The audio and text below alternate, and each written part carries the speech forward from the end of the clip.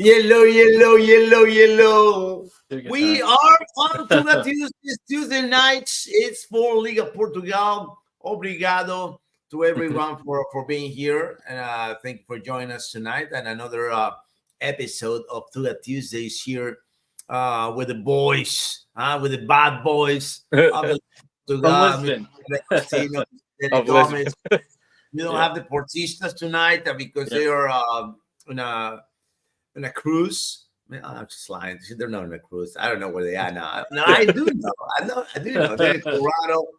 So, and Jason, we will send you a big hug to all the Yes. all the Portistas out there. But we gotta get into it, of course. In spectacular. I'm so mad because they play so well. Yeah. I'm gonna ask a lot of questions to the Portistas. Yeah. And they're not here. They're not here. Why they're not here? I don't know. Maybe Yeah. one of their fans can get in the chat and help us Yeah, out. yeah. Represent. Yeah. That would be fantastic Yeah. because usually we got more Sportingistas on the Yeah, on the we comments. we seem to draw them more than anyone else. We draw I guess. them. I don't know what it is, man. I don't know what it is. Right, guys. Nino Torres with you, Yeah. Mike D'Agostino, Derek Gomez. Yep. Another episode here of Tuga Tuesdays. Spectacular run three, man. Spectacular run three. I love it. I love the way this tournament is going.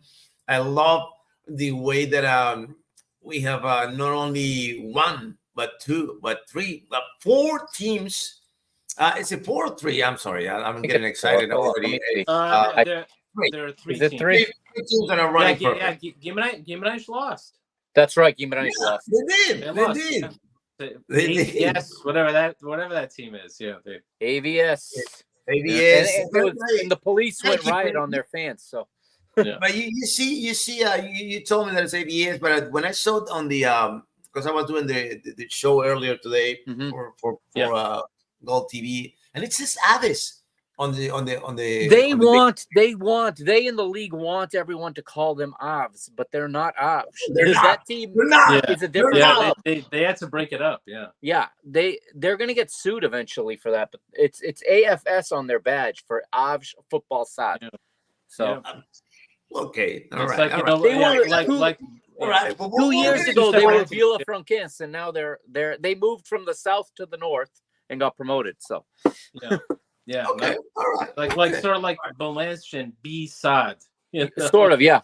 They're trying to push that's who they are, but Yeah. eventually the real Avs will come back up and they'll be in the same level. just Yeah, like- I exactly. know. All right. They're gonna be in trouble. It's gonna be a classic of Avis or something. Eventually, hopefully. Yeah. Right, guys. Mike D'Agostino, give me your 30 seconds on your beloved Eagles. We're gonna talk about that, but Do I have to? It doesn't look too happy. Do I have to? Yes, man. Give me your 30 seconds. Come on, boy. Come on. 3 points. Okay, that's at the end of the day what counts the most. 3 points. I almost never complain about a win. It was very uninspired though. It was good for about 60, less than that, but it was good for a little bit. But you 13 can see all the issues outside of the field are really affecting the team on the field. You can see it. Confidence is shot every day. It seems like somebody else is leaving the team. You lose a vice captain, and João Mario looks like he's going to be gone. Yeah. You know, the fans got their wish. They pushed him out. Now look what they've done. It's not a good time to be a Benfica fan. It's not fun to watch this. It's not fun to watch these games. Not fun to interact with other fans. It's really just and being on 6 points. I mean, it's not the best, but it could certainly be worse. But it's just it's all doomed for everybody. It's just got the goal. Okay, we got the goal. That's huge. But after that, I mean, they really take their foot off the gas too. Lack of concentration as the game goes on. And I mean, I don't. I'm running out of excuses. I'm running out of explanations. But it's got to get better fast, or it's gonna be a quick. Yeah. It's gonna be we're gonna be out of the picture quickly if things don't turn around quickly. Yes, sir. Yes, sir. And then we'll talk about our chance. How serious is that Yeah, injury? Man? of course, That yeah. you losing that And guy. then, If it's not transfers, it's injuries. It's like And then, what- yeah. we're going to be Vea, putting that didn't B look, team players into the lineup very soon. We're almost at that Yeah. point. yeah, and Thiago Vea, that did not look good at all. And Thiago Vea with the weirdest injury I've ever seen. That did not look good. No. Right No. away, you knew it was bad. Yeah, it was. Unreal. All right, Benfiquistas, but there's a lot of games to go still. All right, a lot of games to go still, and we're gonna go game by game and see how much this thing can improve. On the other side of the capital of the nation, on the other side, right? That guy's all smiles. I thought he was gonna show up in a tuxedo or something tonight. I thought due to the fact that we have now, I'm going to change the. I don't know if I'm going to change it or not, but maybe I'm going to use it a couple of times because I love it, and I'm not going to call him the Night King. I'm not say anymore because it's scary, right? It's a scary guy. But I want to call him the Asustador. I saw that. It was so Asustador with a hat trick, rolling again, 14 goals in 3 rounds. Mr. Derek Gomez, I want to ask you this first before you go on your 30 seconds. And I know it's going to be more than 30 seconds. I want to ask you this. Do you believe? And then you can go on. I certainly believe we can win. Yes, I do. I do believe we can win. But I mean, it's not a guarantee that we're going to win, but I do believe that we can. But, yeah, now you can go with I'll give you that. I do believe we can win, but it's not a guarantee. If you're talking about the game, I think it was summed up when you go to the different websites, and they'll discuss the games, they'll discuss the teams, each team, and on the website it was pretty universal for all the websites that the best player for Ferenc was Ricardo Velho. Mm-hmm. So our goalie of the year last year. Yeah. When a goalie that's given up 5 goals, that's a sign. Yeah, is the man of the match for your team. That's a really bad sign. Yeah, it's really scary. Yeah, and I agree with the consensus on the websites. I mean, I think 5-0 was a friendly result for Ferenc. Mm-hmm. It wasn't. Sporting had more than just half chances. They had flagrant opportunities to score more goals. I mean, I was messaging you during the game. The first 10 minutes. It should have been 4-0 in the first 10 minutes. And it was 0-0. But I think after those 10 minutes, even though it was 0-0, you knew that the result was just inevitable. Every facet of the game was working.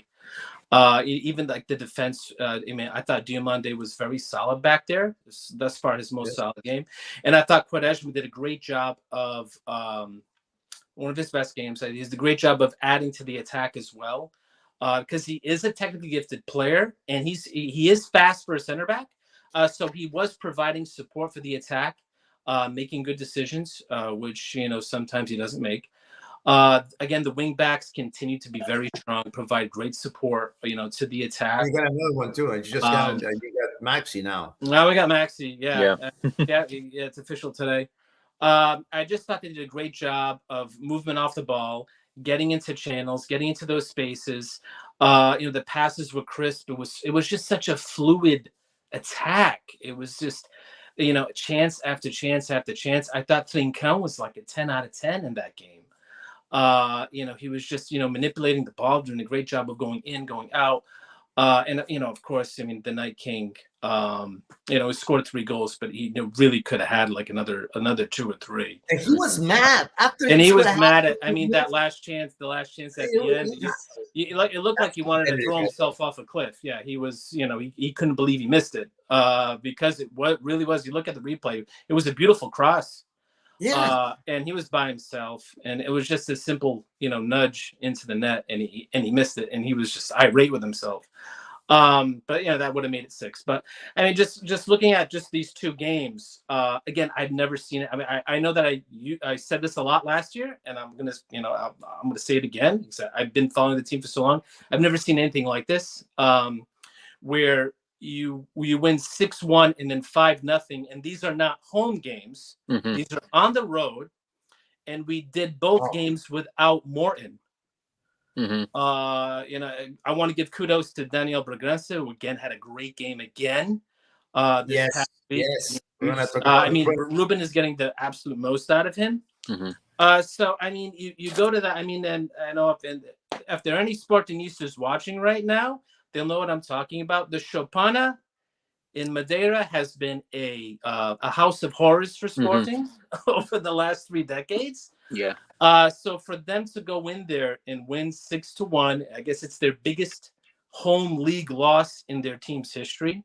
Is like, for me, it's mind-boggling. And then Fidesz, even last year we had a tough time. We only won 3-2. I mean, we just went in there and it just, dominated it, from the opening whistle. Never really gave Fidesz a chance. I mean, their coach at the end of the game was just used the press conference just to chew his own team out. So yeah, I mean, they look like an unstoppable force right now, but we're gonna find out what they're made of on Saturday.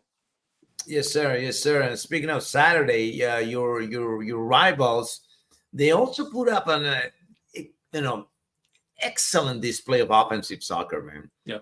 And it took him 18 seconds to Galeno score that marvelous goal. I was so mad today. You guys no idea, man. I was doing the recap. It was great finish. Area, right?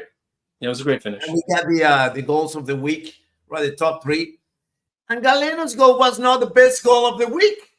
I was like, no way. No, I want to talk to the producer. I'm going to stop recording. Yeah, you got to talk to the producer. Because this is not right. This is not right. They got the goal from, which goal was it? From Gabri from Braga. It was a beautiful goal. Yeah. But you can see those goals, I'm not say every week, but that fine volley, with 18 seconds to open the count. Yeah. And it was just so beautiful, man. And the finish was beautiful. So I was like, we got a serious conversation with the producers today. I'm like, no, yeah. All right, so okay, I gotta say that, and you tweeted to cancel the Puskás Award for the rest of the year. You had your winner. That's it, man. That's it. That's it. We're not taking any more contestants, please. Thank you for participating. We're done. The Habla Español offense for Porto, Mr. Derek Gomez. Ivancito Jaime. And now it's Fabio Vieira. They just added him. Yeah. Just added Fabio Vieira now. Yeah. So this team is gonna be even at more speed as the competition progresses. This team is gonna get better and better and better, and we'll see how it goes in December. I think, but midway point in the competition, I think that's when we're gonna see the highest point for Porto. Because there's a lot of room for improvement. And I'm not saying that they're playing bad, that they need to improve. No, they're already great. But the greatness, the levels of greatness that they can reach, it's the sky's the limit. Sky's the limit. So be careful for Saturday. Because I don't think anyone knows what's going to happen on Saturday. It's so unpredictable right now. Especially after the Super Cup too. Any and every result is possible. Yeah. But I want to say that we're going to see lots of goals. I want to see something like the 2-2, 3-3, something on that. I wouldn't even be surprised with like a 4-0 one way or the other. I mean, it could happen. Anything could happen here. It's going to be that crazy. Both teams are capable of going on. I think that we're going to learn a lot on Saturday.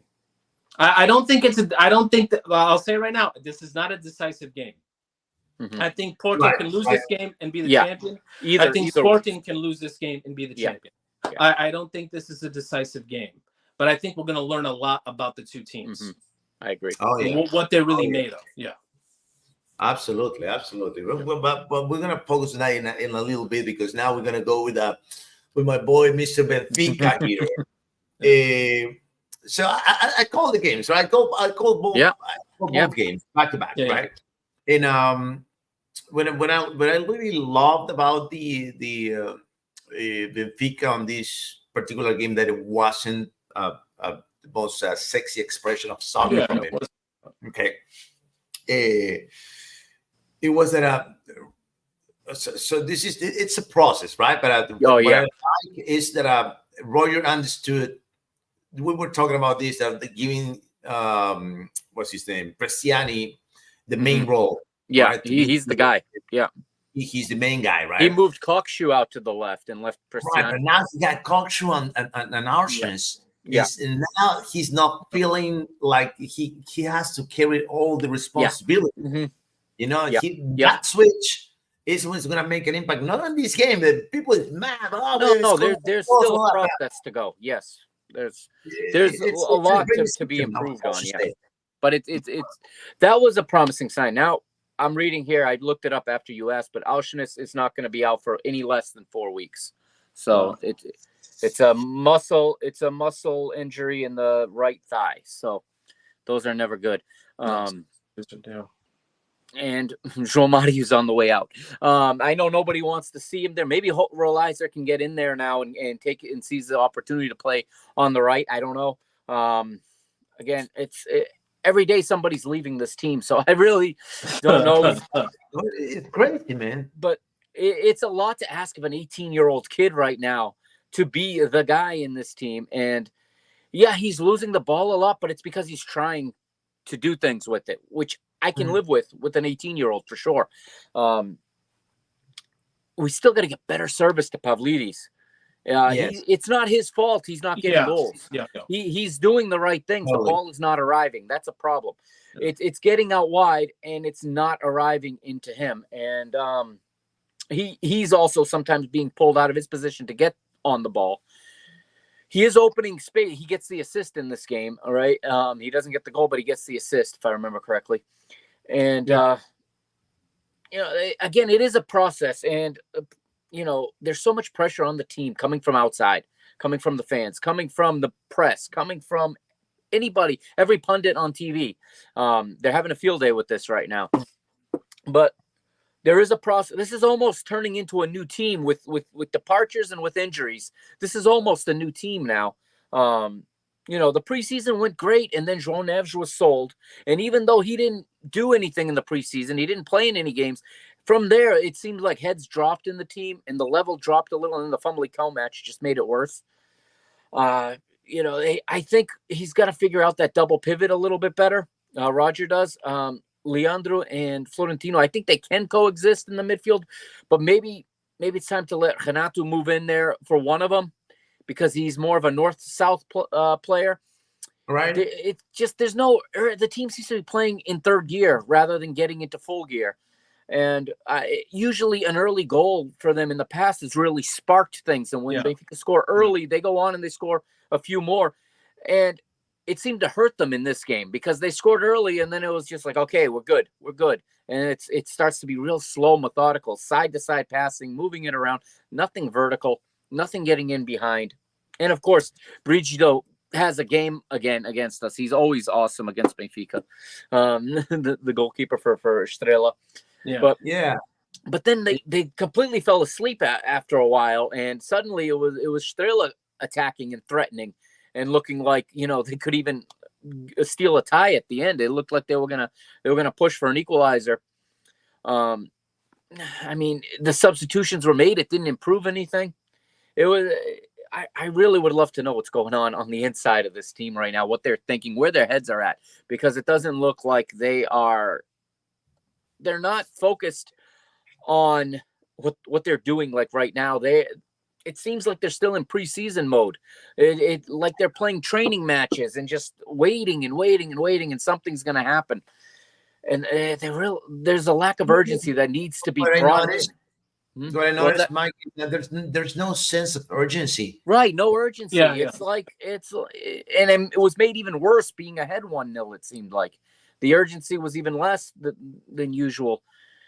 I mean, there's something seriously wrong in this group right now, and I'm sure it's not helped by all the noise on the outside. But they're professionals; they got to take to the pitch, and they have to block that all out and go in and do their job. And I mean, it's a tough one this week going away to Moreirense, in a place that has not been kind to us either. And I remember a very bad 0-0 draw there last year, if I'm not mistaken. Somebody's got to take the game here and really and now with Auschwitz off, it's even one less guy capable of doing so, to just take control and be the guy to kind of be the spark plug to get the engine going and get the machine rolling. Because right now, I mean, they're not getting out of third gear. It's just puttering along.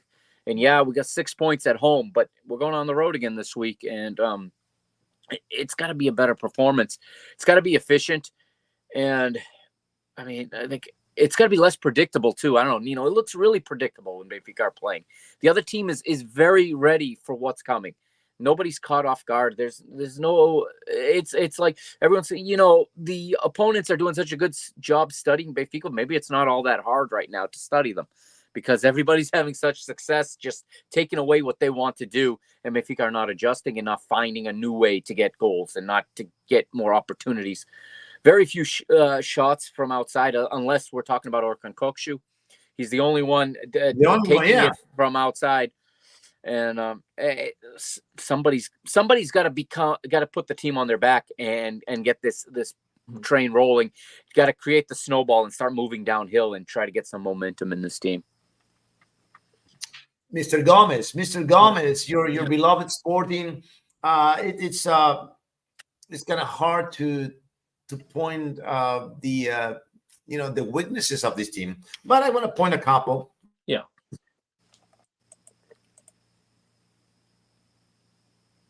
Did we lose you, Nino? Yeah, I think we lost Nino. Uh-oh, he's the host. He's frozen. He's the host. What do we do? I know we lost him. We're good. There he is. There he is. Yeah, right. Eduardo Quaresma, showing what we were worried about it, right? That we were worried about Quaresma not being ready yet for the big stage, even though he has improved a lot when he wasn't alone, and now he's back. But he showed more than a couple of situations that compromises the team, right? Yeah. And if you have just look back at that Super Cup mistakes, versus Porto on Saturday, they're gonna make you pay. Yeah, I mean, you just got to look back at the Super Cup when we played Porto. You just, especially in that first half, you saw a lot of just. I mean, the big knock against him is his decision making. There are some passes that he makes, and you're just like you're scratching your head, like what were you thinking there? Or there's sometimes where he hangs on to the ball too long. And in a game where this is going to be a tight game. Every little mistake can be amplified. So he is he's a question mark. I mean, there's no doubt that he's a question mark. That's why I was hoping, because we did spend, I still think for Sporting anyway, 15.5 million euro is it's a pretty sizable investment. So I had high hopes for this DeBost, who is like I said, he was 20 years old. He's a captain for Anderlecht, plays for the Belgian national team. I saw him at the Euros. So I was really excited about this guy. He did not look too great in the preseason, and then of course he made that colossal mistake in the Super Cup. And since then, I think Nuno's relegated. Ruben is relegated into the bench. So again, he did make an appearance in this last game, but he came in when it was 4-0, and it was at that pretty much non-consequential. So, I heading into this season, I thought he was going to be basically an untouchable starter. But yeah, so that one's still a work in progress. So with Sanjush just being non-operational, it's fallen to a Quaresma to step up, and he still has a lot to prove. A guy like that, how long Sanjust? They said minimum was 4 weeks. This is kind of strange. They had him. They authorized him to. He can go. Right now he's in Holland recuperating. So they're looking at that as sort of more of a psychological thing. We could, you could just recuperate, with friends and family around them. Yeah, go home and clear your head a little bit. Yeah, I guess right.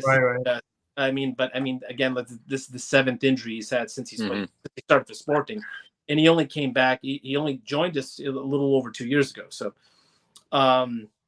he's just not a viable option.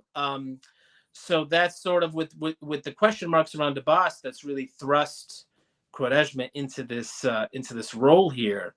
And he has a lot to prove. And also you got Diomande, who is very young too. I think he's 20 or 21. Mm-hmm. Right, but he's solid. He's solid. You don't have that kind of issues with Diomande. He's a lot more solid than Quaresma, but he's also he's also been known to make mistakes. There's still growing pains here. So I think that was that's definitely the biggest question mark right now for Sporting. I think that the other facets of the game, I think they're very well served. I think guys are firing in all cylinders. The way they play, the way they move the ball, it's beautiful to watch. It's just beautiful football right now. They're sort of just carrying it over from last season. And what you do with these results, these 6-1s and these 5-0s, you sort of just look back at last year. They sort of did the same thing with Casapia and Braga, that 8-0, 5-0. What you do is, I like to call, you set up this sort of like Mike Tyson effect, where teams are playing you and they're scared. They don't want to get crushed. Yeah. So they're okay with losing. They just don't want to lose big. If you look at the end of last season, teams were going into the Alvalade playing scared. Even Victoria Guimarães, who had a good season last year, you watch that game, the 3-0 win over them at the Alvalade. They were very timid. They didn't come out of their shells until it was 3-0 and the game was already over. So I think that it's important to win and win big, to sort of instill this fear, in these other teams. You're not going to scare Benfica. You're not going to scare Porto, but they're going to go toe to toe with you. Because they have they have that confidence. They know they're big clubs as well. But everybody else they're going in there and they're thinking twice. The main reason they won, and I was thinking about this because I have an exciting life. I just sit around and think about Sporting. But last year, teams that finished between 6th and 18th, so I'm talking outside the top 5. Guimarães, Braga, teams finished from 6 to 18. Sporting went 25-0-1. Yeah. They got 76 out of 78 points. That is insane. That's how you win the league. If you do that, you will win the league 99.9% of the time. Exactly. You only need 10 more points after that. It's like, that's it. 76 points. Out of 78, that's almost impossible. But that's the main reason they won. And if they continue to win big against these kind of opponents, and you set up that psychological advantage, you can continue to just run up these points and put pressure on Benfica and Porto. Yes, sir. Absolutely, absolutely. There's no doubt about that. Now, Mikey, I'm surprised here. I'm looking at the what is this of the what is it? The points of the ratings, the grades, right? The grades. Yeah. And I'm surprised that they got this low numbers on Carreras and Alexito Ba, because I believe that they they were. I'm not going to say that. I would not put less than 7 points. They're under 7, 6, 8, both of them. What are you on? Sofa score? No, I'm on what is this? 365 scores. I didn't look at Sofa, but it got on Sofa. Some of the other websites have them a little bit better, but yeah. For me, Carreras was, he was rock solid for me, Carreras, as well as Ba. Ba, not that much when it comes to the crosses, still having issues with the crossing. Yeah. But other than that, I have no complaints with your wingbacks, do you? Right now, no. That's the least of the worries right now is the wingbacks. That was the question at the beginning of the season, but right now that's the least of the worries. Carreras has slotted in perfectly after Best was injured. I think it really benefited him to have a competition in the preseason because ironically, both of the left backs were two of the better players we've had all preseason. And Ba is Ba. The only problem with Ba is at some point he's going to get hurt and someone else is going to have to play there. But maybe defensively they weren't as solid, but I don't see why they would have such a bad rating. Right. I thought they were fine in that game. I didn't see problems with the way they played.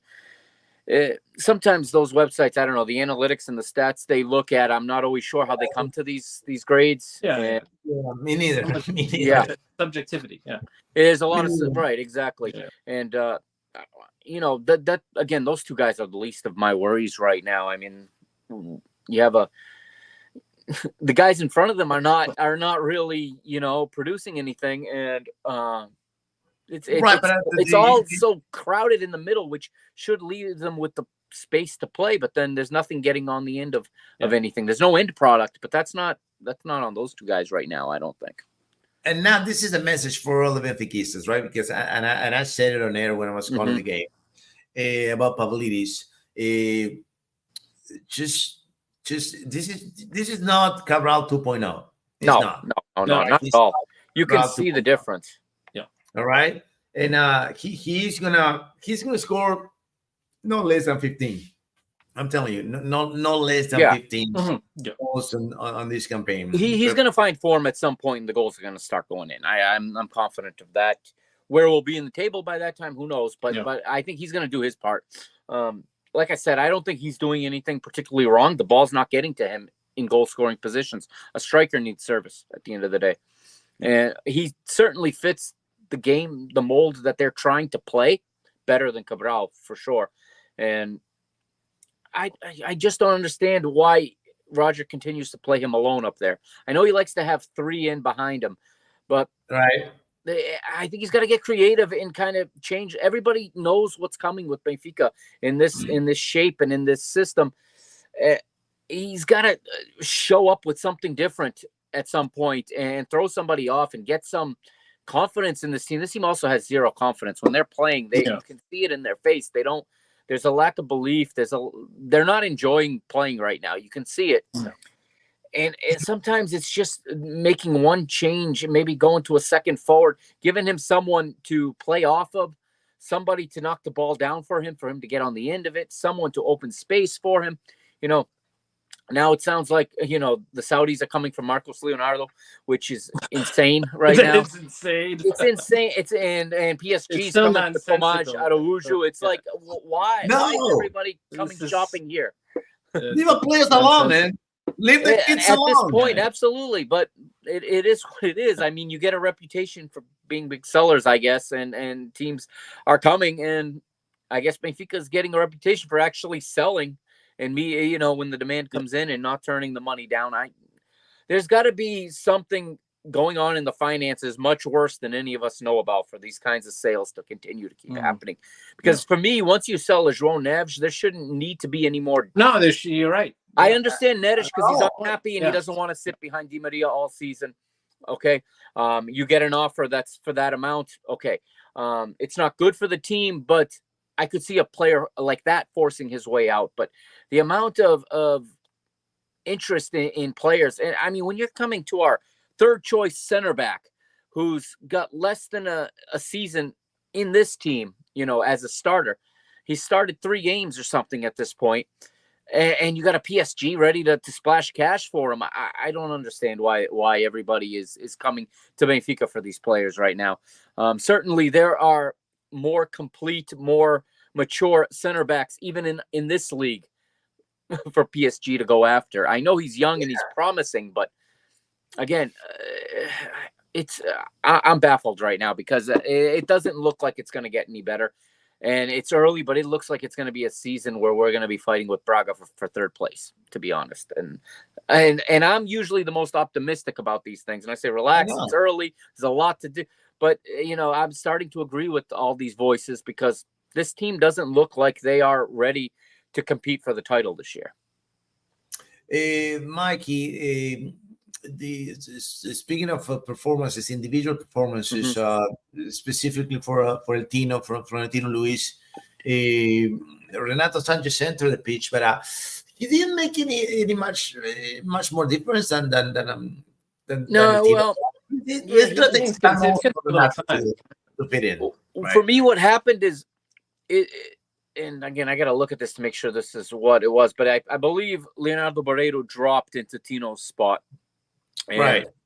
Yeah. And Tino's better at that than Barreto is. So it should have been Barreto coming off for Renato Sanchez. Yeah. You're right. You're right. Especially with the 1-0 lead, taking the more natural defensive midfielder off didn't make a lot of sense. I think sometimes Tino being the nice guy and the guy who doesn't complain makes it easier for the manager to take him off, knowing he's not going to go his agent's not going to go complain in the papers. He's not going to demand a transfer.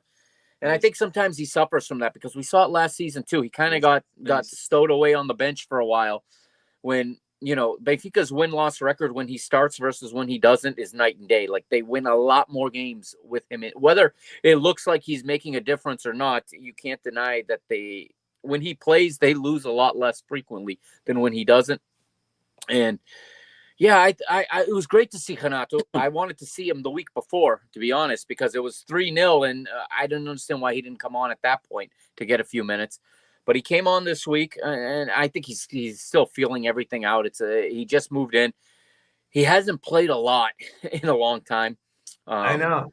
So it may be a work in progress. I'm hoping that as the season goes on, he's going to really integrate and become one of the 11 because a player like that can't be sitting on the bench. If he can stay healthy and he can continue to improve and get a few more minutes every game, hopefully he becomes an integral part of this team because, I mean, it's been a long time. It was a long time ago when he was, a key guy winning that title in 15-16. It was a long time ago now. But there's still all that ability is still in there. And it's just a matter of being healthy and being fit now. He's older. He's wiser. So he should be better once he's fit because, he's played on nothing but big teams at this point. He's been a champion in France, he was a champion in Germany technically, and he's been a champion with Benfica. This is a guy that knows what it takes to win, even if he hasn't been at his best. And his experience now, as this team gets younger every day, it seems like his experience is I think, going to be crucial because nobody likes João Mario, but João Mario is so important in this locker room. These players adore him. He's so important to the rest of the team, and everybody discounts that. And someone's going to have to fill that void when, in fact, he, if assuming he does make that move to Turkey, I think Renato's the guy that has to fill that spot. He's the veteran now. Even at 26, he's one of the old guys on the team here. And again, he's played for big clubs. He's played, for Roma. He's played for PSG, for Lille, for Bayern Munich.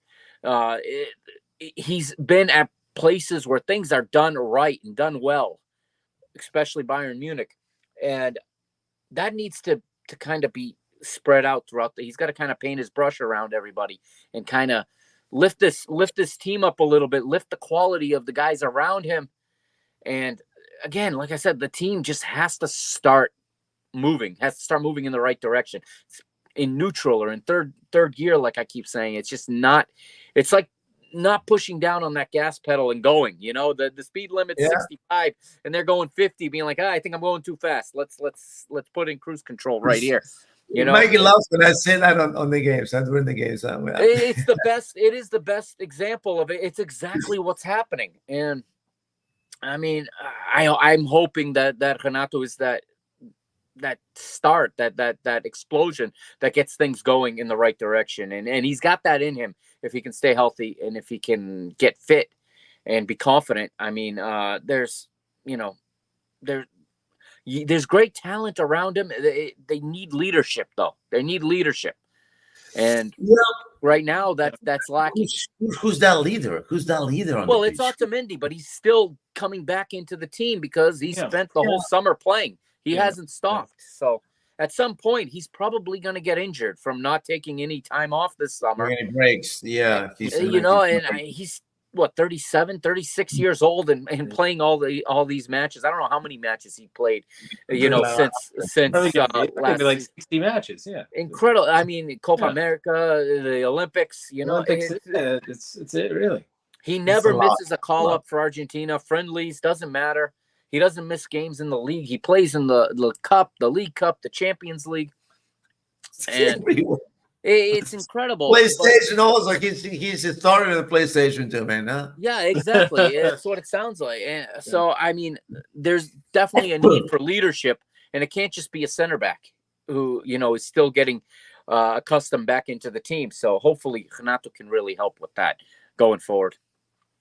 Mike, I mean, Derek, I'm not saying the same way because it's different in Sporting. I think I said it during the game that the Sporting is absolutely loaded on the wings. You got way too many options to choose from, and everyone that enters the pitch performs at their best. And now Nuno Santos Center for Gio, they switch up with what's the other guy's name? Forgot the name. Jesus Lord. Okenda, what's the other one? Katamo. The switch with Katamo. The switch sides, and nothing happened. It was just like flawless substitution. So like it's just next man up. It's like Universal Soldier. Like it's crazy. Man. It's crazy. Now, but I was going to tell you something.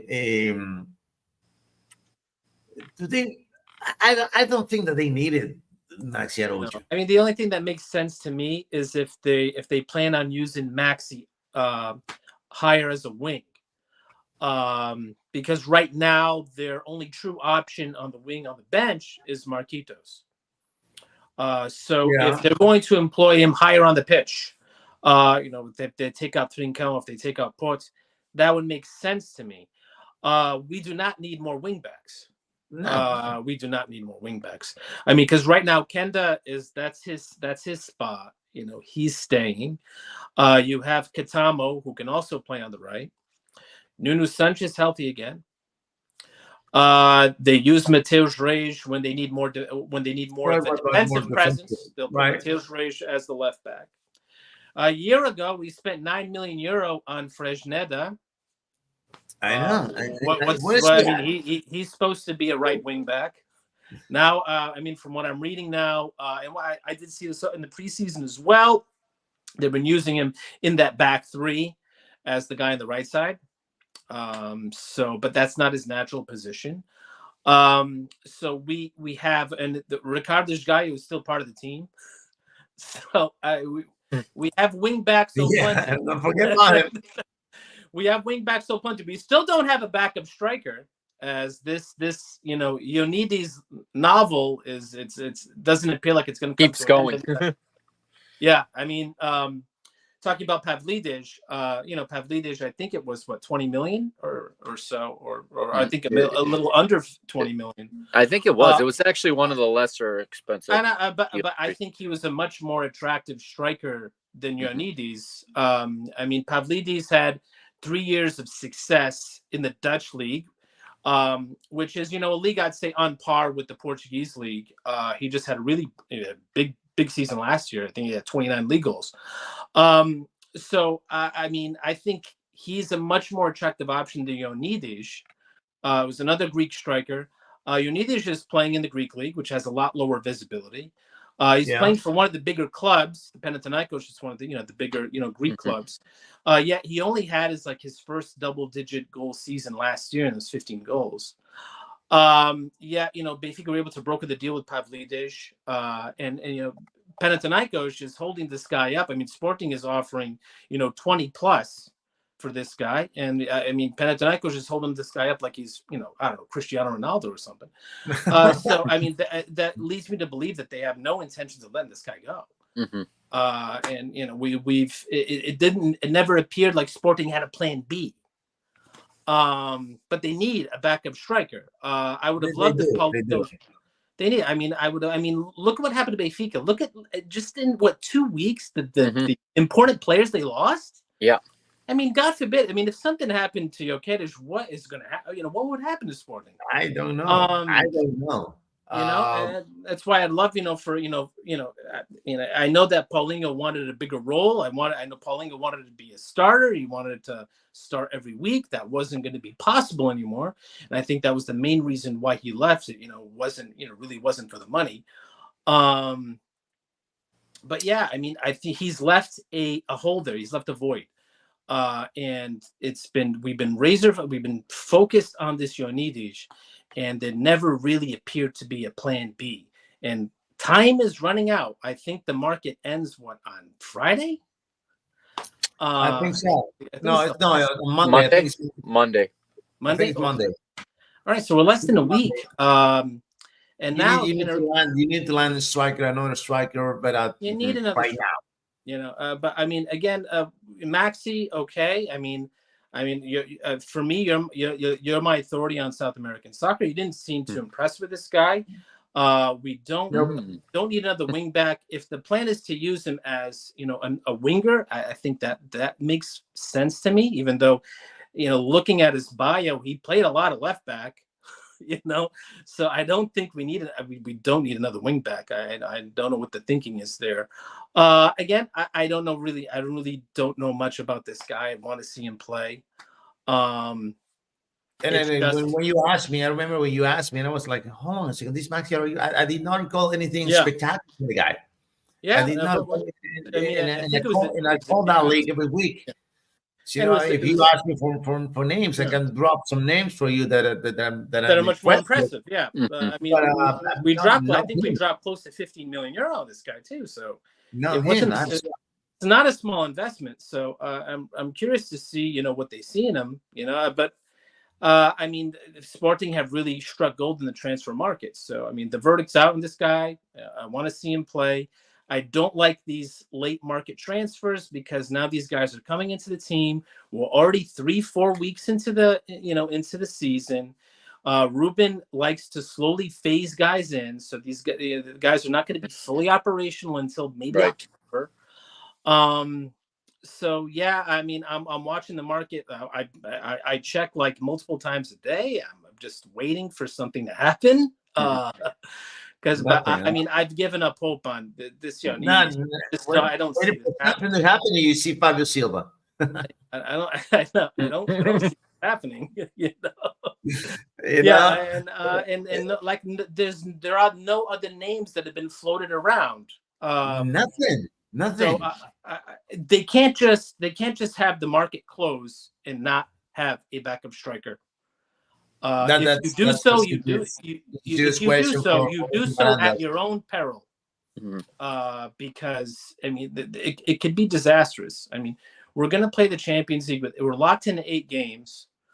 So it's going to be very intense games. It's going to be a very tight calendar. We need options. And I think that the backup striker right now is just this glaring void on this team that I hope will get resolved soon, like tomorrow. Yes. Mikey, I'm going to ask you this, and when you're looking that up, I want to say something about Porto. Okay, but when is your Clásico? Huh? What round is your Clásico? I think it's towards the end of the first half. Let me look at it. Right, because what Mike is looking at on that date. I think it's in. I think the first one's in November and the other one's in January. Let's see. For a Clásico, I gotta say that Derek is complaining about the lack of plan B. They're like bringing strikers, and at the same time we got Porto. It's just shaking. I'm not going to say shaking off the market, but November 10th, Benfica at home against Porto, and then Benfica goes to Sporting December 29th. Yeah, we always seem to play them at the end. We're playing at the end again. We finished with Sporting and Braga in the last 2 rounds. But what is it's always like a do or die game. Benfica Porto's November 10th. November 10th. It's at the Luz? Yeah, the first one's at the Luz. All right. The Luz. All right. Okay. So they got this kid, Samu Odrion. They got this Luz, and they got this, and they got Fabio Silva now. Fabio Vieira. They're loaded. They're loaded. But they lost Chico. Chico's gone. Where'd he go? Juventus. Okay. Juventus. Yeah, Juventus. Yeah. Juventus. Went to Juventus. I mean, I honestly, last year I thought he was their best player. Oh yeah, he was awesome. That's why he went to the Euro. I had no issue. I had no issue with him going to the Euro. I mean, maybe others should have gone too, but he wasn't the issue for me. Yeah. And I'm so mad at him because I got on my fantasy team and now I got to sell him to the market for less than what I bought it. Yeah. You just screwed me up, man. But anyway, the Dragons, man, the Dragons, spectacular. It could have been a lot more goals coming for Porto on this game. It could have been easily 4, 5, 6-0. Yeah. Versus a Rio Ave side that he can Lucho. They have not found themselves. Rough schedule for Rio Ave to start the season. And they have not found themselves. No. I mean, I think last year when they had Boateng, they had that Aziz, and they had that Umbalo. Yeah, all three of them are gone, and I think that was and they would play with Fabio Ronaldo. For some reason, he was on the bench. Came in when it was already 2-0. But I think that they had an identity with that attack. I think they had an identity with that attack, and now they're still searching. It's a work in progress, and in the meantime, that is the work in progress. It's a work in progress team. Yeah, I mean, I saw it when they played Sporting. I looked at this team and I'm like, this team is all over the place right now. So I mean, I wasn't surprised that they're a little bit they're naive with the way they play too. They try to play so forward. They're Rio Ave. They have to realize that you can't be playing out of the back against the big teams when you're Rio Ave. You have to be a little bit more pragmatic than that. You got to be pragmatic, yeah. And I know everyone, loves to praise Luis Freire for the way he plays the game. But when he goes up against the big teams, it looks incredibly foolish because they just get exploited trying to play to a level they're not capable of right now. Yeah. And I mean, having to start with Sporting in round 1 and Porto in round 3, that's pretty brutal. I'll give them a little bit of the benefit of the doubt with that. That's pretty brutal. But I mean, Porto have surprised me how strong they've come out. I mean, can we talk about that Santa Clara game? I don't think it was that great there. I don't. Yeah. All right. Right off the bat, that guy made an impossible save. Unreal. That could have been 1-0, and then their first goal from Ivan Jaime, that goalie has to make that save. That goalie has to make that save. Yeah. There were those were moments. There are moments in that game that could have changed the complexion of that game. Don't get me. I mean, they dominated Rio Ave, and not saying they didn't. But I mean, the Santa Clara game showed me something that I wasn't overly impressed. I wasn't impressed in that game. It did come down to some moments, and then Santa Clara had another flagrant opportunity in that first half too. I know they deserve to win. They made a big leap into the next game. I'm not saying they didn't, but there's there are weaknesses there that can be. Oh, certainly. But compared to how they started and how they played throughout most of last year, I'm surprised they've started so strongly. They probably got a huge boost from winning the Super Cup unexpectedly. I didn't expect them to win it. And maybe even going back to last year's Cup final, but Sporting were still celebrating the title on that. They had a week of celebrations going into that final. So that wasn't that surprising. And the red card conditioned that game. And I think Vitor Bruno might have been the real brains behind Sergio Conceição's success. I'm interested to see how Sergio does when he goes somewhere else without Vitor Bruno now, because it has been such a smooth transition, with the exception of Chico Conceição for obvious reasons. But it's been such a smooth transition for everybody else. And sometimes the assistant is really important. I know Sir Alex struggled when he didn't have the right assistant with him. Mourinho has struggled when he doesn't have the right staff around him. And I think Vitor Bruno might be one of those star assistants that made Sergio look great. This team is totally playing for him. So I'm curious how this is going to go. This Saturday is going to, like Derek said, I think it's going to teach us a lot about what these teams are made of. And for the first time, Porto's going to have some expectation now going into this match. Yes. They're going into Alvalade, but they're going to have some expectation because they've started this strongly, because they've already beaten Sporting, be it in extra time this season. And Sporting have something to prove. So it's going to be a really big test for them this Saturday. They're counting a chip on the shoulder big time, man. The goalie will be tested here. Yes, absolutely. He has not been. These 3 games, he has not been. Right, exactly. I mean, the one chance Rio Ave had, they scored, and Mhm. I feel like the one chance Nacional had, they scored. Mhm. That was basically it. That's it. He's never been called into action. He will Hasn't be been called. tested, seriously He tested. will be called into action on Saturday, and now we'll really get to see what he's made of, because right now we don't know. Right. It's going to be don't. a big pressure game in front of the home crowd. It's different than playing a Super Cup at a neutral ground. When you're playing at home and your home fans are there, and the expectation is to win. No other result is going to be accepted by the fans in the stadium that day. So even though the whole season's ahead of you, but on that night, nobody in that stadium is going to care about that. It's a Clásico. They want to win, and I'm sure the atmosphere is going to be fantastic. It's going to be electric. Yeah, it's going to be electric, and as they say, it's going to separate the men from the boys a little bit. You will. I'm really intrigued by Saturday, man. This is going to be so interesting. Yeah. We're gonna go over the predictions in a bit, but before we go into the predictions, Derek sent me this about the red cards against Porto, one on each game, and he was talking about hopefully we can stay with 11 men on the pitch on Saturday. That's what I'm hoping for. I don't think that's gonna happen. We need to finish 11. All right, we need to finish. Might be more likely to see 10 against 10. Yes. Than 11 against 11.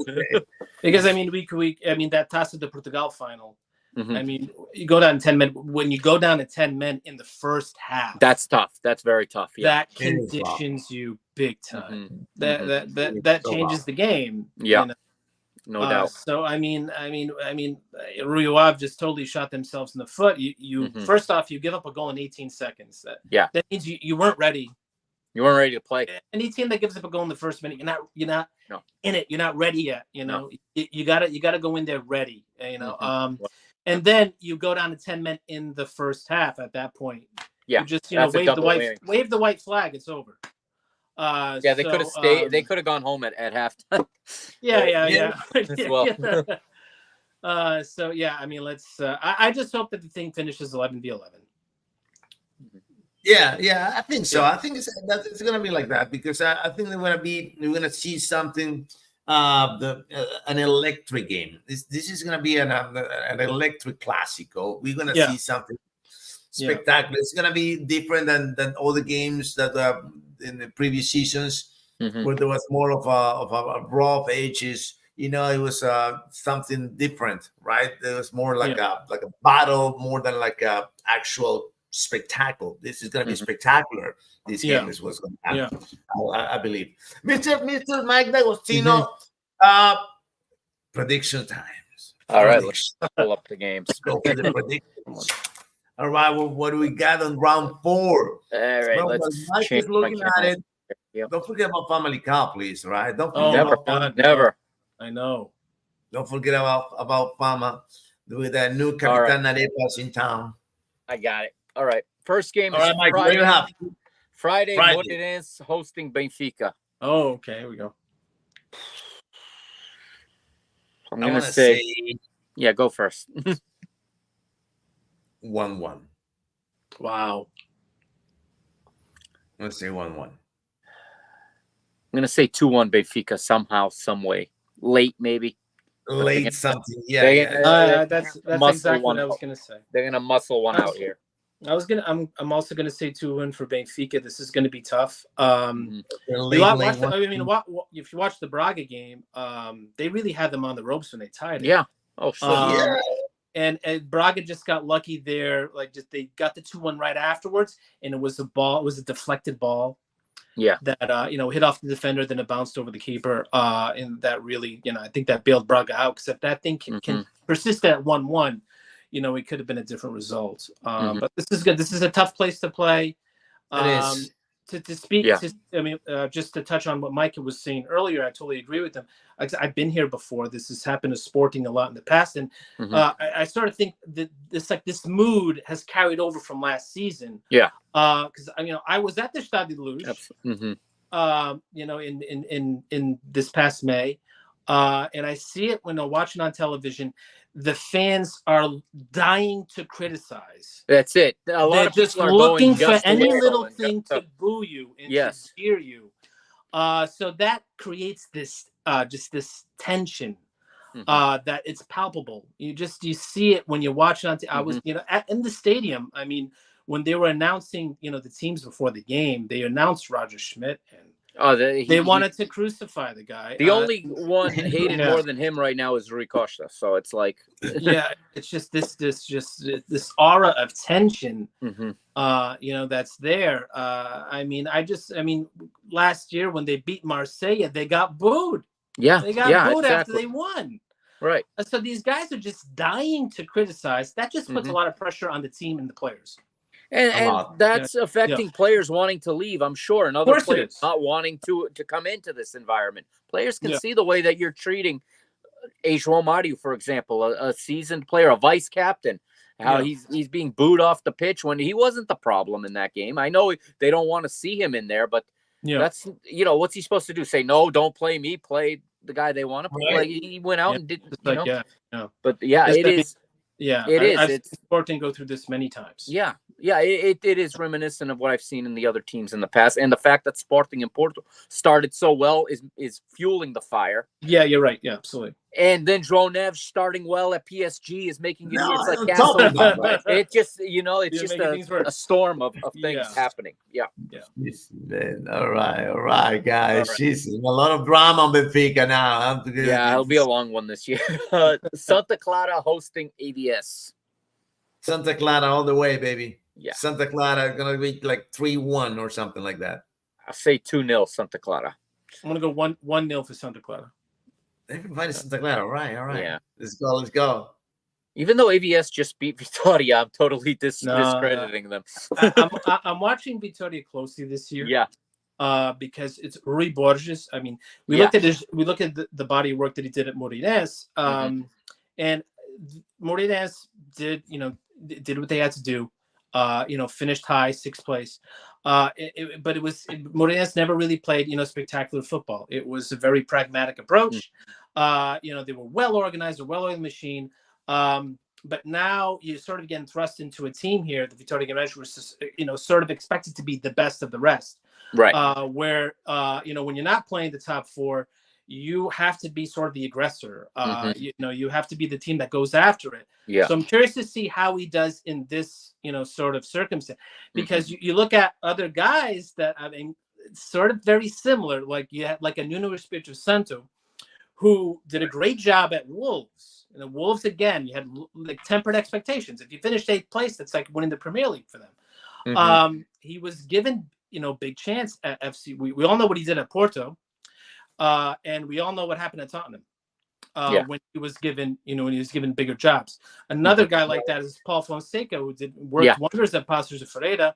He got a crack at Porto. We all know what happened there. And he's off to a wonderful start at AC Milan. So it's these guys who, are good sort of mid-team coaches, mid-table coaches.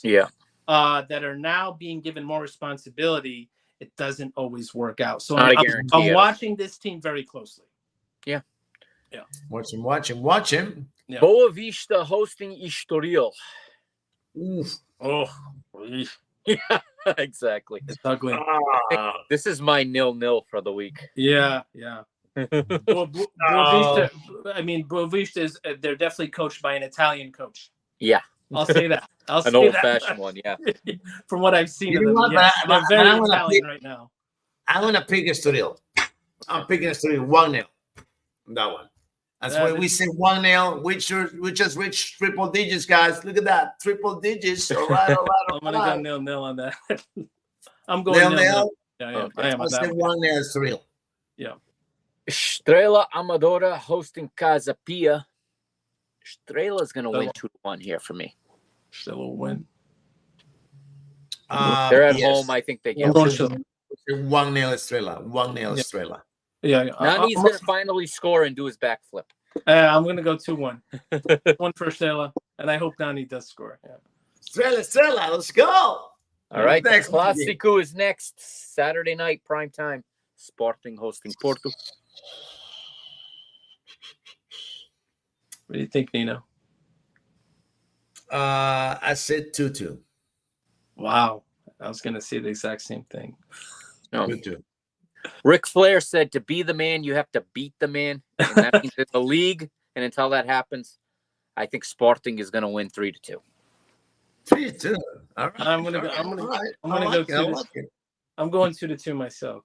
But again, all right. going back to what we said at the beginning, I have absolutely no clue what Anything's possible. Yes, anything's possible. Anything is Nothing will surprise me. yeah. All right. What's next, Mike? What's next? Sunday, we got Nacional hosting Farense. Ooh.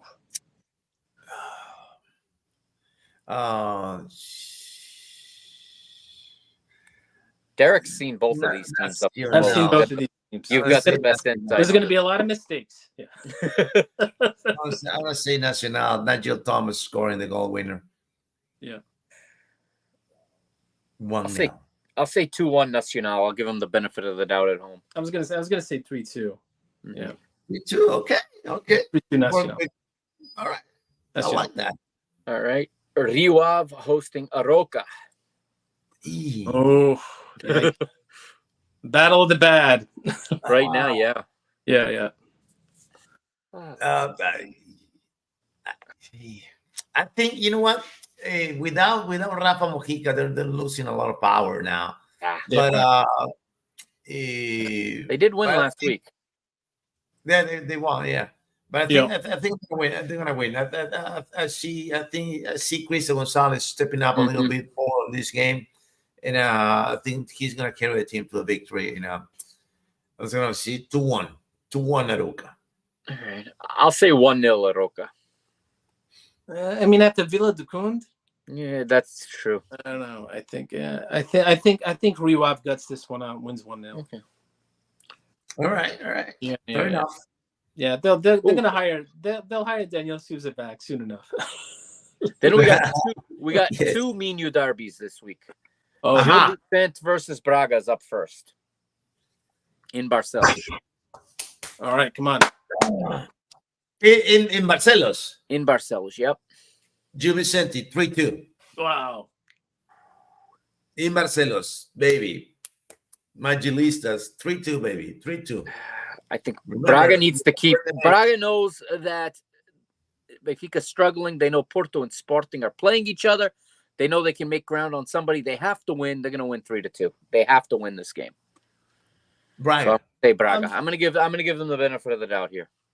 I'm thinking 1-1, mainly because I think they have to go to Austria on Thursday. Yeah, this week. Yeah, this Thursday. Yeah, they have to go to Austria tomorrow. Yeah, there's a lot of games right now, so I mean, I think it can be 1-1. Yeah. All right. You say 1-1. Yeah, I say 1-1.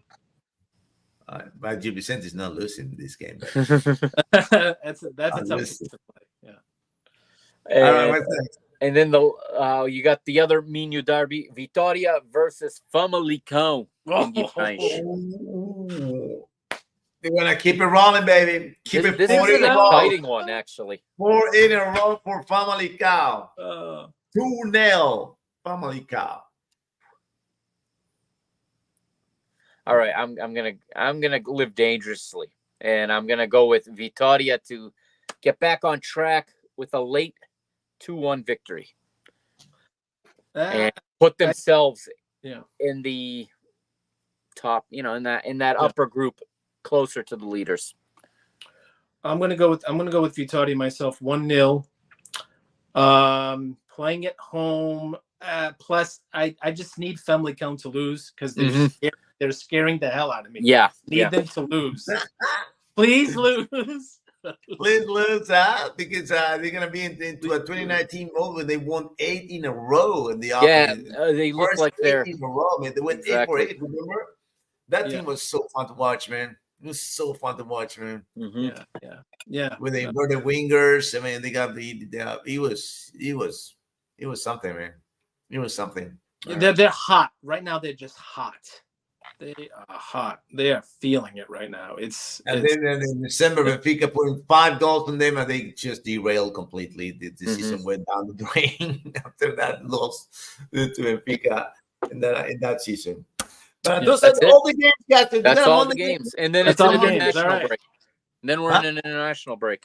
Oh, the national break. So, Right. So I don't want to talk about the if national Martin break. loses, I'll have that bad taste in my mouth. I wish they'd get rid of this September international break. The season just Oh, started. I hate it. I hate know. it. The I transfer know. window closes and they go to break. It's like I hate it. it stops for 15 days. And guess what? We gotta play Colombia here, Ooh. and then we gotta go to freaking Quito to play the freaking Ecuadorians at 12,000 feet above the sea level. Mhm. Oh My God, man! I have no expectations on my Peruvian side.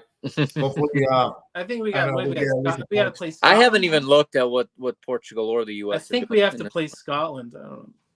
Yeah, I kind of tune out of the internationals when it's September. And oh, God, Yeah, you yeah, played San Marino, you played freaking Belarus. Come on, man! Give me I a have no break, idea. Yeah, we do play a lot of lame opponents. I think it's Nations League, isn't it? Is it? love What is Scotland. Nations League? I think so. Yeah, I think it's Nations League. Nations League. Let's for fun Right, just right. Yeah. Have a look into it, guys. But Yeah, God, we reached the I want 10 minutes. Oh, we it's Croatia. closed border. Croatia. Croatia, September right 5th. there. I mean, all right, that's And then Scotland. all right. That's But yes, Croatia Nations against League. Scotland. Croatia's a bona fide opponent. Yeah. Okay, I like that. Yeah. When is it, Mikey? What date? The 5th and then the 8th. The 5th and the 8th. So All right. Thursday and then the following Sunday. Yeah, because Okay. Both all right. I mean, all right. both in Portugal. There's no point. Portugal. Mhm. Yeah. Oh, There's Stadio no de point. Luz. I'm There's surprised. no point in playing Gibraltar. No. That's the good thing about the Nations League. It has ruled out a lot of those. There's the top teams are playing the top teams a lot more. All right, yeah, because I mean, I hate watching those games. They're playing, Yeah. they play, I don't know, Malta or I don't know.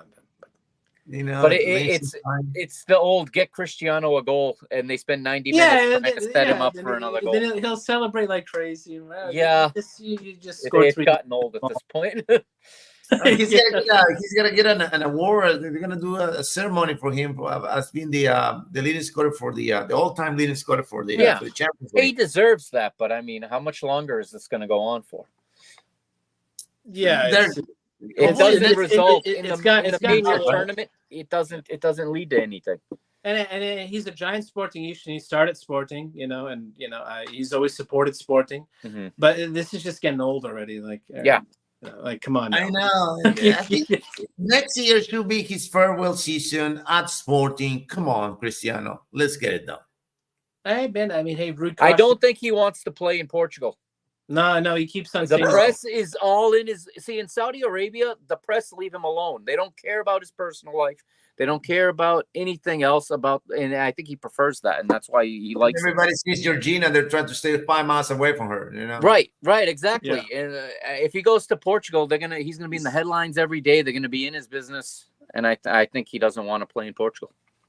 He's too busy now with his YouTube channel now, huh? Doing his podcast. I mean, he can monetize anything, and when you have the following like that, he can monetize anything. Yeah, like he says. I'm gonna give him a call, man. He doesn't chase the records chase him. Yeah. You know what? I'm gonna send him a message. Hey, Cristiano, wanna come over here to Tuga Tuesdays, maybe? I would love to get his take on these things. Could you imagine if he says yes? Oh, that would be hilarious. We'll break the internet, man. Yeah, we'll break the freaking internet, man. No, yeah. I mean, we got Eric on that time. They'll move Nino. Your bosses will put this show on Gold TV if you get him. Oh yeah. It's over. Tuesday nights on Gold TV. Oh my guys, and we were saying this, and I swear. We'll probably get picked up by ESPN. Weird here. We're just talking. This is just jokes. We're just joking. All right, guys. Thank you so much. Thank you, Mikey, for being there. Awesome. Derek, appreciate you guys. And this is it for tonight. I will see you. Next Tuesday. Yeah, next Tuesday. Yeah. Maybe We'll break down the Classico. Yeah, there's a lot to talk about this weekend. Oh yeah, there's gonna be a lot to talk about. Yeah. It's gonna be loaded. It's gonna be loaded next Tuesday. Appreciate it, guys. Hopefully Rui is here. Yeah. It might depend on the result, I think. Porto fans, get into his DMs. Make sure he's here. Yeah. Yeah. All right, guys. See you All next right. week. Take care, guys. Take See ya. care. Later, Take guys. care.